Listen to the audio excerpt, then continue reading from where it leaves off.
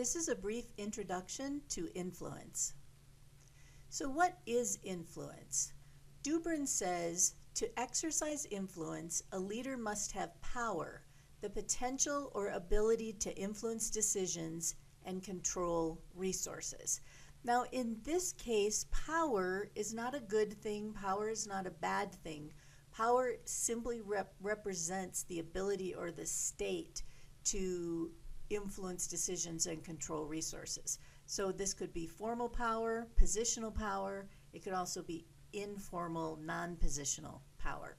Now, I'm not really crazy about this as a definition, and Dubrin has another definition in that same book where he talks about influence as the ability to affect the behavior of others in a particular direction. And I think for most of us, that is a definition that makes a lot more sense when we think about influence. Influence is critical to the role of the leader. If you think about it, 99.5% of what a leader needs to do is to affect the behavior of others in a particular direction. So one way to think about it is that leadership is influence. It's that big of a part of influence. Now, I have my own definition for influence in the workplace. So here's Robin's definition for influence in the workplace. Influence is the ability to persuade and gain commitment from others in order to motivate them to work towards accomplishing key organizational or business objectives and tasks. So there's a lot in there to unpack. So first of all, if we look at it again, influence is the ability to persuade and gain commitment from others. So it's not enough to engage in the act of influence, it's about what happens as a result of your influencing. And in many cases, what we're trying to get to is commitment from others. And we want commitment in order to motivate them to work. So we don't want them working because they have to or because we're making them to necessarily. We want to persuade them. We want to build a case so that they are motivated to work towards accomplishing whatever it is that we're influencing them on. Now, sometimes when I share this definition, when we talk about being very thoughtful and strategic about how we approach influencing, people start to get uncomfortable and say that's manipulation. But it doesn't have to be manipulation. The best influencers in the world don't just show up and start talking. They're very intentional, very planful, very strategic about how they are approaching each of their influencing. So let's go ahead and talk about the idea of manipulation versus influence. So manipulation is when you persuade people to do something that they would not ordinarily do and from which they derive no benefit, as opposed to influence where you persuade people to do something that they might not ordinarily do, but which they do get benefit from.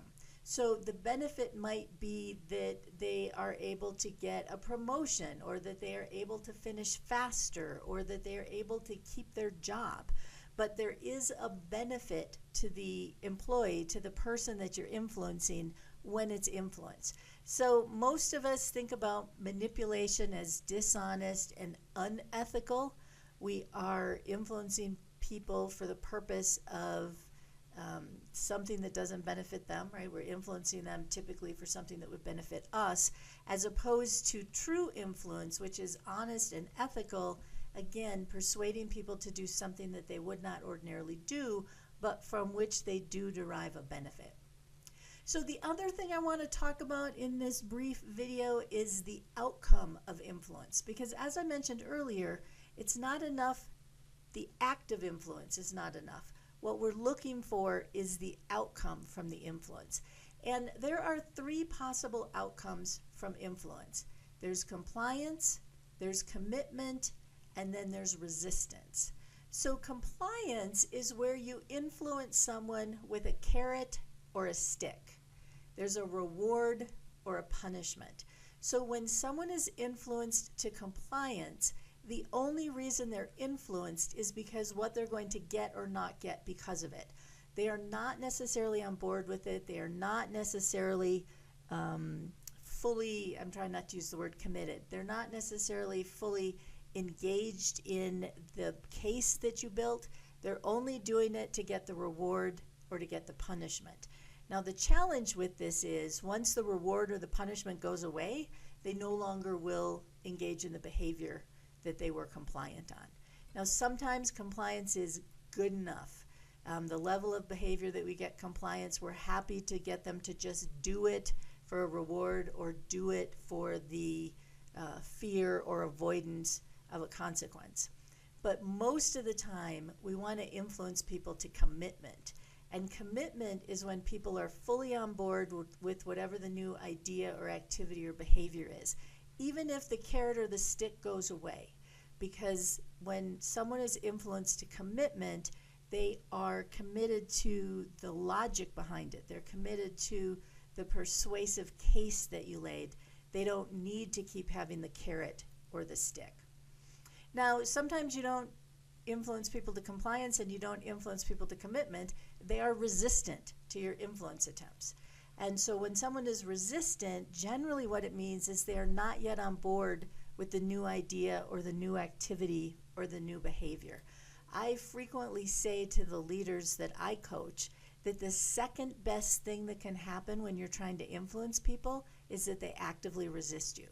The first best thing that can happen is they say, oh my gosh, you're so right, you make so much sense, I'm fully committed.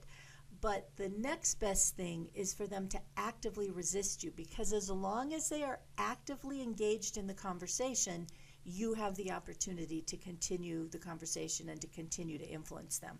So I like to think of when people are resisting me, I like to think of them saying, even if they're not saying it, I don't understand yet, or I still have unanswered questions and concerns, or why should I do this? What's in it for me? So I see resistance as an invitation to continue the conversation, to continue the influence attempt. So that is a brief introduction to influence.